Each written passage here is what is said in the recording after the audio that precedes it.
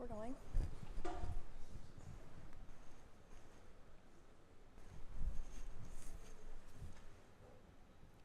Tonight on Nebraska Nightly. A man is dead following a high-speed chase on I-80. UNL hosts a blood drive during homecoming week. And the House of Representatives looks for a new speaker. This is Nebraska Nightly.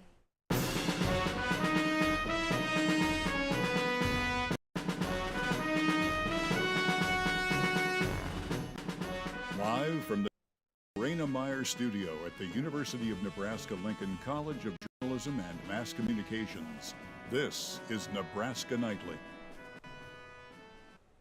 Welcome to Nebraska Nightly. I'm Evie Storjohn. And I'm Peyton Polad. Our top story for today. One person is dead following a high-speed chase on Interstate 80 that started in Seward County and ended in Lancaster County Monday afternoon. The Seward County Sheriff's Office said deputies tried to pull over a vehicle heading westbound on I-80 at 3:11 p.m., but the driver turned around and drove the wrong way on the interstate. CSSO said the vehicle crossed over into the eastbound lanes near the Milford exit and continued on I-80. Deputies followed the vehicle at high speeds until it came to a stop on I-80 near the Pleasantdale exit.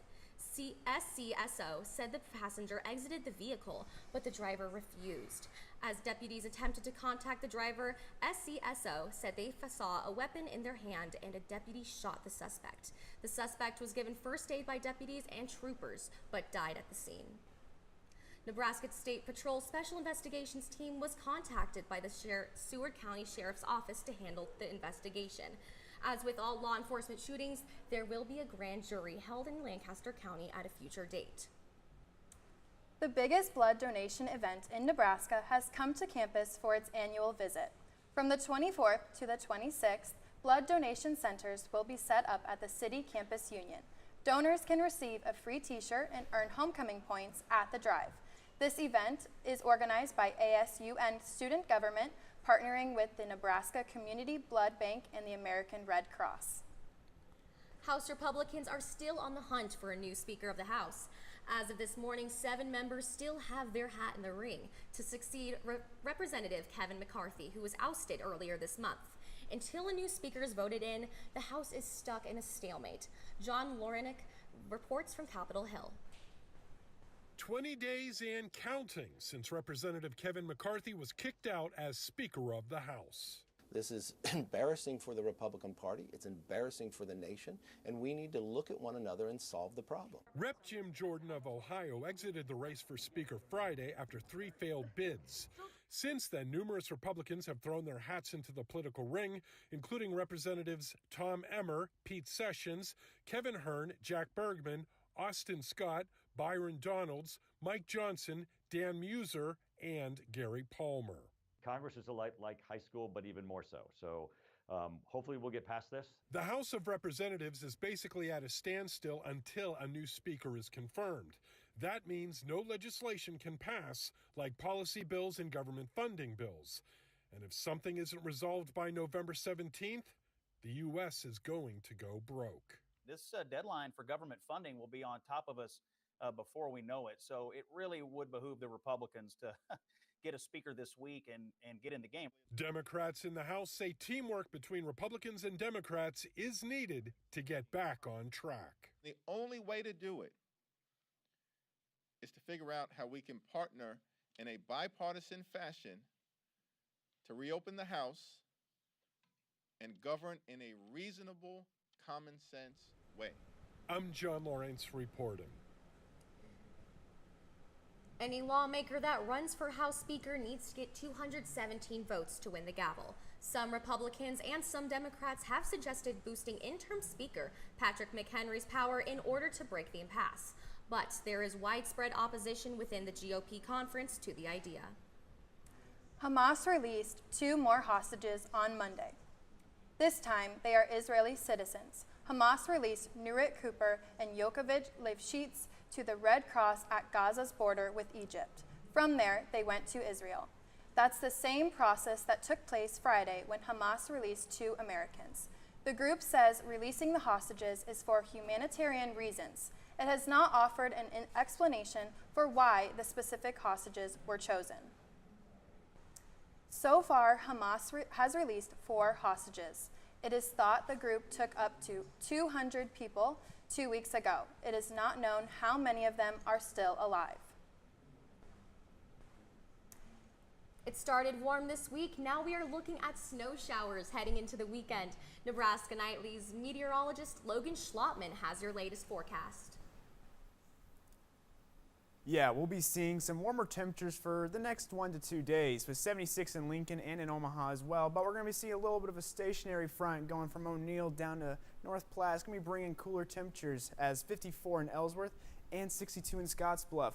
On the radar, what we're going to be seeing for the next 8 to 40 hours, we're going to be seeing a lot of moisture coming down from the Oklahoma region. It's also going to be forming a lot near North Platte all the way up to O'Neill, which is why we've been seeing some of the warmer temperatures and a little bit more rain up in Montana. But we're going to be seeing that stationary front. We're going to be seeing 2 air masses that are going to be pushing at each other. That's going to keep a lot of this rain in the Midwest from Minnesota all the way down to southwest Texas. It's going to be making a lot of this rain for the next probably 7 days. We're going to be seeing a high pressure here that's going to push it all towards the west. But we're also going to see some of this low pressure that's going to want to make its way over to the east, but it can't. So it's going to stay there for the next 48 hours while there's still a little bit of snow that might be making its way down by at least Halloween. So prepare to have that ready just in case. But like I said, with that stationary front, we're going to be seeing torrential rain for the next couple of days with 40% on Tuesday, going up to our high of Thursday with a 70% chance of rain, back down to 40% on Saturday, and then going to our low of 10% on Monday. Our highs are also going to be going very high to very low the next 7 days. So 77 and 73 on Tuesday and Wednesday before we finally get that cold front finally comes through the rest of Nebraska with 48 on Thursday, going all the way down to 37 on Monday. So get your wardrobe ready just in case. And for your 3-day forecast to finish off the school week, we're going to be seeing a chance of thunderstorms tomorrow, 77 degrees with a south-southwest wind of 6 to 8 miles per hour. And we'll see that again also with a 73, but still more showers likely, but with higher winds, 14 to 23 miles an hour before we finally hit that low when that cold front goes through with 48 degrees with a north wind of 18 to 22 miles per hour. So it's going to be very breezy on Friday. And for tonight's forecast, it's going to be 60 degrees with a chance of thunderstorms, probably around 30%.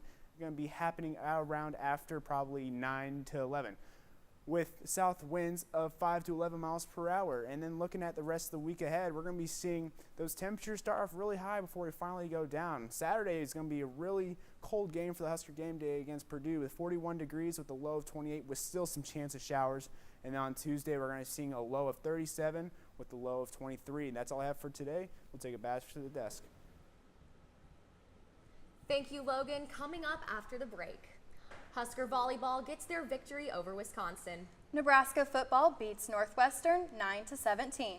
And Husker soccer gets a big share of the Big Ten championship, all after the break. Your blood could help save lives. Right now, only 7% of the population donates blood. But imagine if there were more. We're sitting at below a 7-day level of supply of all blood types across the board. So every blood type is important, and we need all donors of all types to come in and donate right now. At the Nebraska Community Blood Bank, they believe that all types make a strong blood supply.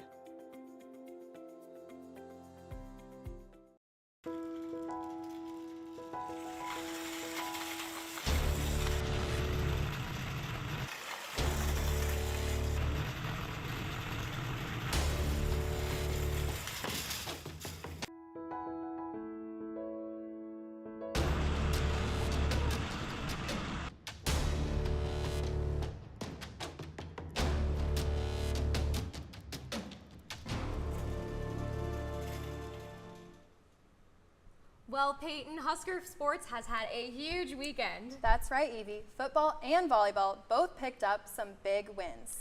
Trey Marler has more with sports.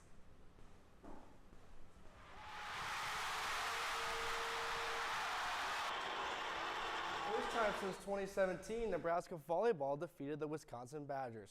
And the matchup between the number 1 and number 2 teams in the country certainly lived up to the hype. The 5-set thriller gained 612,000 viewers, making it the most watched volleyball broadcast in Big Ten Network history. There was another record crowd on hand, and the matchup delivered from start to finish. First set, Wisconsin looking for the kill, but it's Alexi Rodriguez overpass that turns into her 3rd career kill. The Badgers couldn't believe it. The crowd is losing their minds. Huskers take set 1, 25-22. Wisconsin in full control of set 2 as Sarah Franklin puts a dent in the floor. Badgers will go on to take the set 25-17.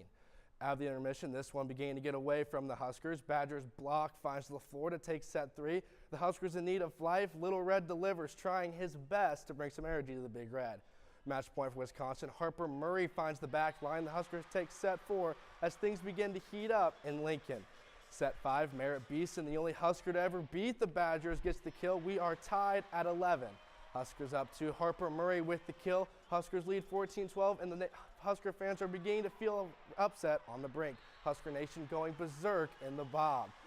Huskers match point. It comes down to a John Cook challenge. Net violation Wisconsin, and it's pandemonium in Lincoln. Huskers win a 5-set match for the ages. Nathan Hawkins has more from the historic night.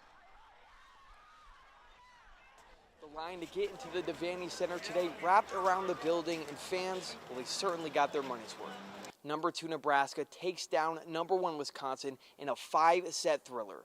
It wasn't the prettiest of wins for the Huskers, but Captain Merritt Beeson said it's important for the Huskers to be able to win those ugly games. I don't really know how we did it with 44 attack errors, but we did. So definitely need to work on that, and it was ugly, but at the end of the day, we got the win, and that's all that we care about is bringing the win back to Nebraska Volleyball's program.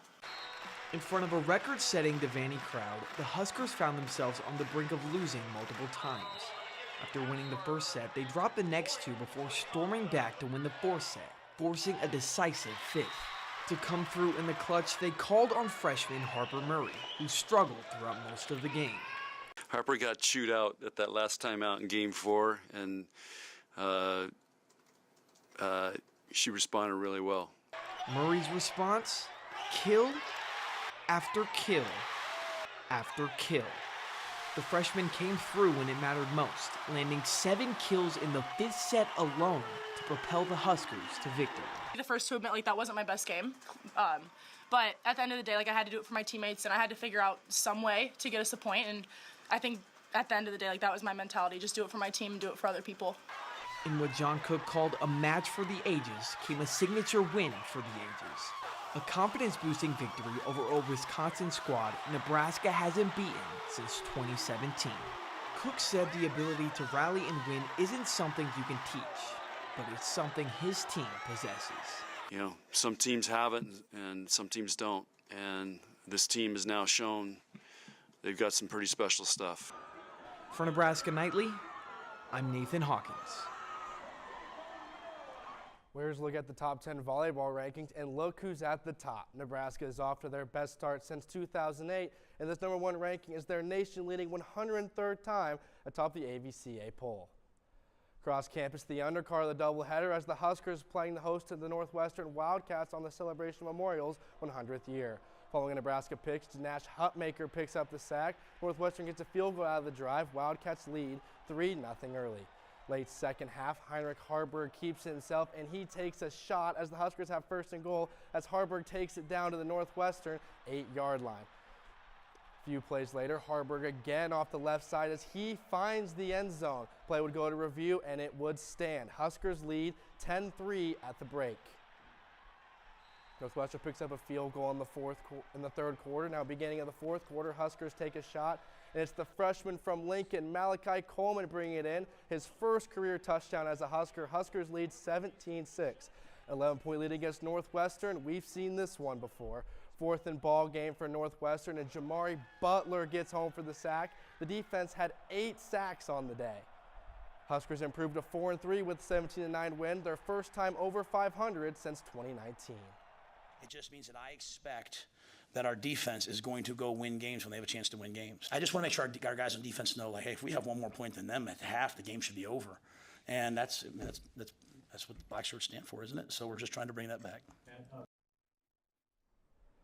Nebraska soccer was looking to cap off their best season since 2016 on a positive note as they took the field for the last time of the regular season on Sunday in Champaign.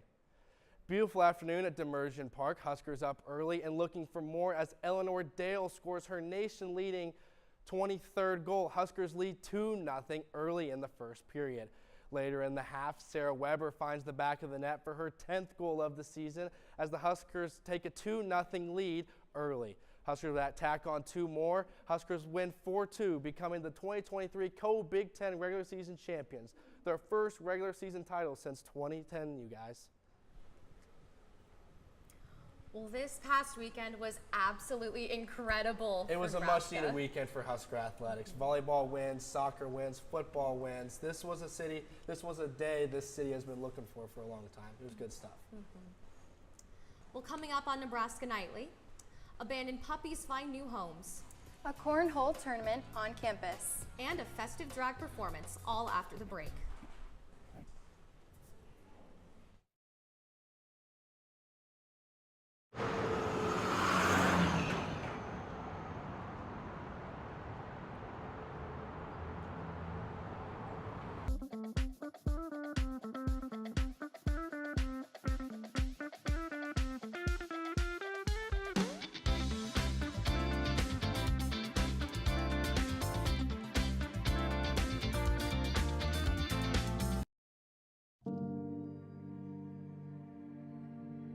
Don't let it happen to other Big Ten schools.